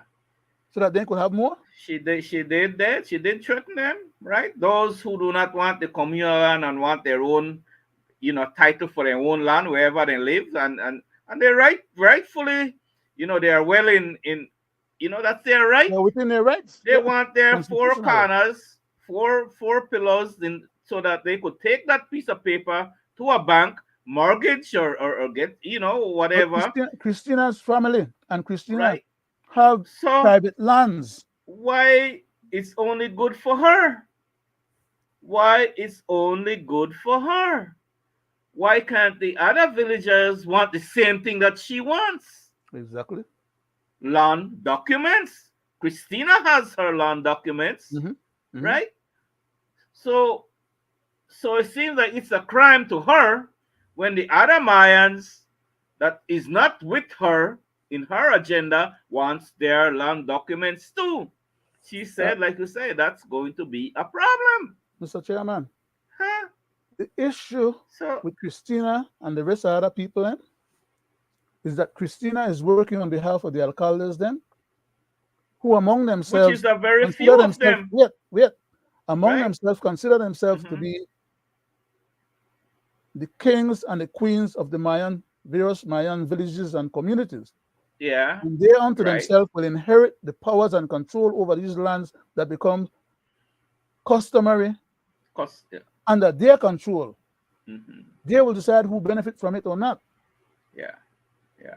And everything You will said accrue the to magic them word. being like central government. They will collect from everybody else. Kings Everybody have and to pay them queens. homage. Okay? Kings and queens of communal land. That's what that's is ultimate power, right? And power and domination, right? And then they will dominate the lower ranks, right? Yeah. Yes. They will. They want want that. lord They over see that everybody they else. could. Yeah. They will impose all kinds of restriction. They already start. Me and you can go in, like Christina told Mr. Man. He said, right, Mr. Yeah, Mr. Yeah, that you know, Estefan, that you can't go in at the Maya village without permission. That's what that lady told him in that meeting, right? And she said, Mr. Chairman, tell me that they are the ones that supply the food for PG market. Exactly. How the hell can they get to PG market if they're not coming up for we community? Exactly. But they don't want we in for their community. Then you hear Mr. Right? Yeah. You hear the minister. We laws are only for us, yeah, not for them. Yeah, not for them. And for them law, only for them, not for we. Yeah. So sad. But the scum Jews.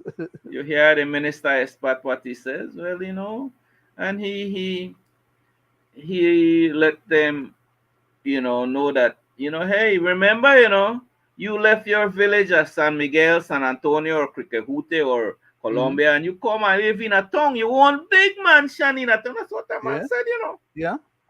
Right? But is it based on what she had told Mr. Estefan. Right? So how come she could come in, Maya could come into the village, own land, do whatever she wants to do, free movement, sell, free movement, bring their product into Belize, I mean into PG proper, Leonard, to sell, and then turn around and threaten that then could keep all the food from the people and so that the people could starve. Yeah, but anyway, I'm saying, right, that criminal she could do all this. A Belizean. I hope she's a Belizean. I'm just saying, right? A Belizean will tell another Belizean, you can't go to that village without getting permission. What is wrong with that lady, man? Huh? What is wrong with that lady? Right? She has not read the Constitution. She not read the Constitution. Or maybe right? maybe you read it, but you don't believe don't understand it. Maybe read it and understand it. Right? You don't meet her. But yes, it comes meet her needs or objectives. That comes from that lady's mouth, right? You know, we know that nothing foreign. The lady said. So, and then you listen how he threatened the government. He's inciting her people. Threatened the government, inciting mutiny, right? Threaten the government that what she will do. I would like to know where is our Minister of Home Affairs? I would like to know where the Minister of Home Affairs is too, Leonard, not only you. Especially on the southern part of Belize City. Exactly. Then go to your house, you go make laws. Yeah. So where are they implementing and or you making never use hear, of the laws that they Leonard, have in the book? You had never heard that lady put up her crowd and put up everybody and denounce the attack from Guatemala on the Sarstone, right? She had never come publicly, right? You never hear her talking about the ICJ, right? I never hear. Maybe you, but I had never heard the claim that Guatemala has on this country to the ICJ. I never hear her talk about that. Guatemala claim that I wonder why. Yeah, Guatemala claim that they control and have a right of control over the Mayans in Belize, which includes Miss Christina and all the rest of them. Well, point and taken. You know they're not going for that. Yeah, point taken. They're not going to live and experience for them compared to just live and experience in Guatemala proper. Point taken, right? But crazy set of people. It's public, Leonard. We see her action, right? And me and you know pretty much her agenda. because they tell on themselves all the time, right? And I just hope that the leaders of this country see our agenda, right? Mr. Chairman, can I make another stipulation? Go ahead. This lady, Miss Christina, is on the verge of a declaration of war against central government, inciting her people to march on central government and government offices and the officials in home or whatever. That's how I interpret She wanted that the too. government, like what the Prime Minister said, she wanted the government to send officials there among a crowd of people who wanted to have a shouting match. And like what the lawyer said, Yes. that was there with them, Mhm. saying that they had hoped that the government officials would have come so that they could have felt them or experienced them. See? That is a statement of intimidation, which was part of their agenda. You see? And there are several intimidating words, right? There are several inciting words that lady used on that publicly. So one little point that I never Right. finished just now, Go and ahead. I'm going to yield, is that what she's attempting to do is to empower her Mayan community to just go out and take whatever land they want and classify it under their Mayan land rights. Mayan land rights, yeah. Whatever land they want, they could just go and squat on or demarcate or do whatever they want. Yeah. So And we they have would 4 challenge minutes. the government to come and stop them from doing that. We have 4 minutes left there, Leonard. Go Yes, ahead. sir. 2 more minutes. So, for all intents and purposes, she is in contravention of central government authority. She's in contravention of the laws of the country that governs them and their community. They are part of Belize as a country within the bounds of the territorial bounds and integrity of Belize as a country proper. And the same constitution that governs Belize and the rest of Belizeans govern them, despite the fact that they don't want it to be like that. Exactly.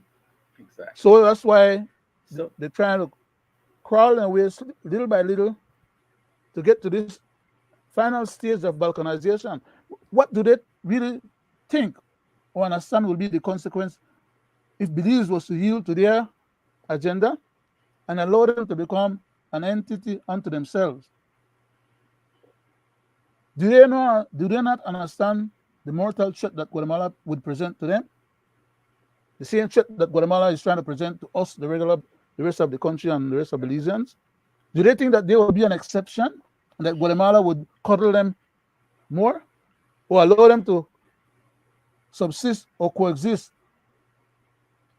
depriving the Guatemalans of their ultimate goal, which is to wrest control of that area? How stupid can these people be? Yeah, thank you, Leonard. I'll take this 2 minutes. Go ahead, sir. To close, and I'll say, Could you add another thanks. On top of that 2 minutes?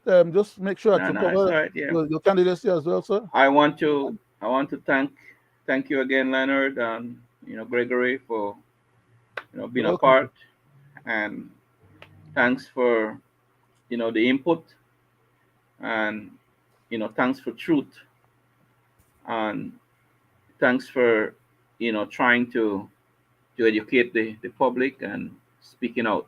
And to our viewers and listeners, both at home and abroad, always thankful. Keep supporting us with your texts and with your appreciation. And like always, and to those, Leonard, that those people that you had recognized tonight, I want to thank them, for always, being with us. May God continue to bless them. And before you close off, Mr. Chairman, can I get back 1 minute, maybe just to acknowledge some of these people? We have a few. Yeah, people go ahead. Go ahead. Go ahead. Okay, let me start from the top then. Go ahead. We have Miss Rubina Forte. She says good night, and I responded to her with a care emoji. Okay. I'm hoping that after the program, I'm gonna get a chance, I'll be able to text them back and express our gratitude to them. Ms. Rubina Forte also said thanks from the heart, and I responded with a care emoji as well. Ms. Sonia Allen said good night. I responded with a care emoji. Mr. Edgar Quillian, this special travel permission is what Communist China currently use on its people. I responded with a care emoji as well, and then Mr. Edgar Quillian wrote another comment that says, Guatemala government was instituted long after Belize already had its boundaries had already been drafted. Guatemala still existed as a mere captaincy south of British Honduras back then, which is a fact. Historically, That's a fact. I can vouch for that. Exactly. He knows He his also facts. says He knows his I responded with a care emoji on that statement he made, and he also made the final statement here. It says, "Eminent domain." Eminent domain. Yes. So we qualify for the territories under eminent domain as well. So I responded with a care emoji on that statement. Yes. And thanks very much. Thank you, Saying, Mr. Chairman, thanks to you as well for hosting our 100th anniversary program. Pleasure. The Belizean Affairs show on this Wednesday, 7th of February, 2024. And we'd like to say thanks to these people who were watching, as well as those who will be watching later on at their own timely convenience. God bless Belizeans at home and abroad, and God bless Belize. Thank you, Leonard. Thank you. Good night. Wonderful program, sir. Thank you. I'll sign off right now, and then we could chat maybe a minute or two if you want. Yes, sir.